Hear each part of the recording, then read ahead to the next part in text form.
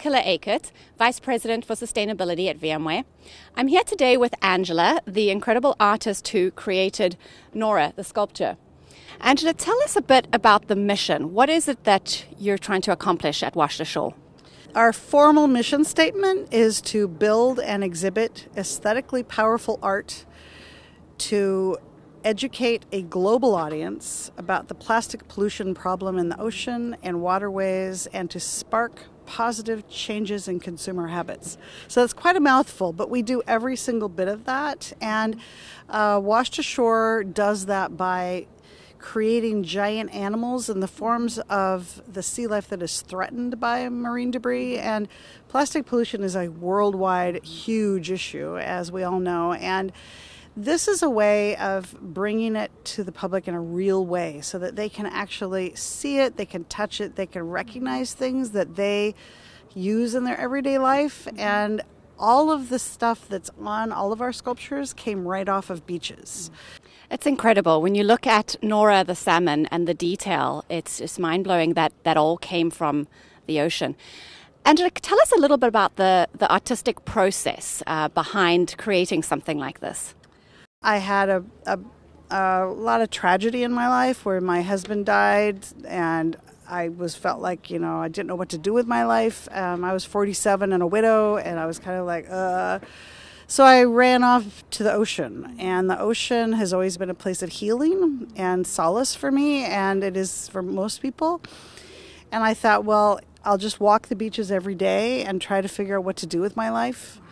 I thought I've got to find a reason to live. I was very much in love with this husband for 25 years, and we have a beautiful daughter, and my whole world was shattered. So I was looking at the ocean for an answer, and basically I went to the ocean for healing, and I found an ocean that needed healing. And then one day it really hit me. It was like a ton of bricks, and I went to my favorite beach, and I stood on the cliff, and I looked out there, and there was this horrific sight of a mosaic of plastic as far as the eye could see going down the beach. And over here were a bunch of people picking up agates and shells and with their buckets, and they were way over here next to the shoreline picking up all that, those pretty things. And I thought to myself at that moment, how am I going to get those people to pick up that stuff? As an artist, it's rare to have direct response from your art from the public. As an artist, you don't normally get that. You put up an exhibit and you might get a review if you're lucky. But with this work, it's grabbing people, and we get responses. Where I've actually had people start to cry. And you don't get that as much with one piece. Most of our exhibits are like 10 pieces. And when you're surrounded by all of that, it really hits you in the gut. Angela, at VMware we talk a lot about this broader mission and belief in being a force for good. Yes. As part of who we are, as part of our ethics and our values.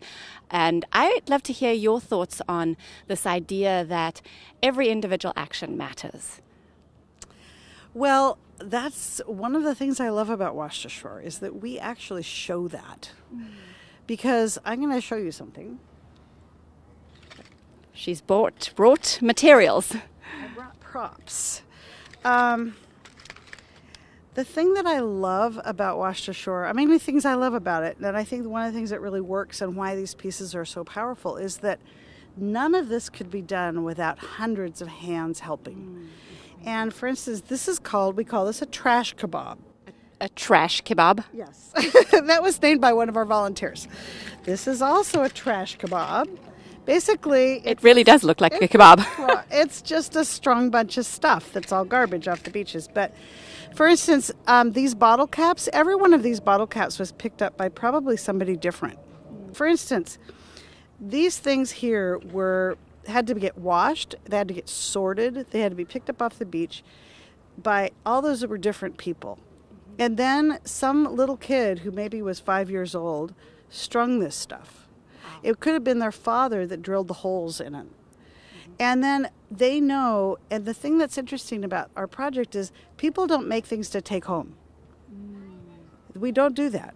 And at first people think, well, I want to take something home. And then we teach them, no, because this is going to be an important part of the sculpture. To me, it speaks about the individual actions, all of these small pieces that seem like they're disparate, coming together and creating something beautiful is collective impact. It is totally collective impact. And it's really, and it really teaches people over and over again, but those little tiny parts, when you put them all together, make big things happen. And that's really the metaphor for how we're going to make changes in the environment in our world that are positive. Fantastic message, Angela. Thank you. It really speaks to the impact that each one of us can have, that we are all can make a difference, and together that adds up to something really big. And what you've created here is something really, really big. We're delighted to have you here on campus.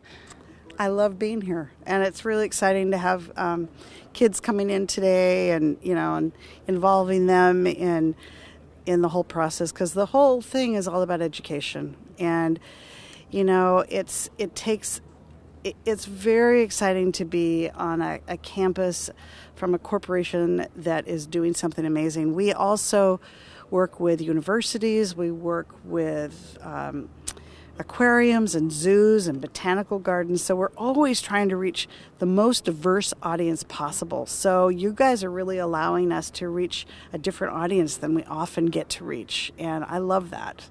So I thank you for that opportunity. Thank you very much.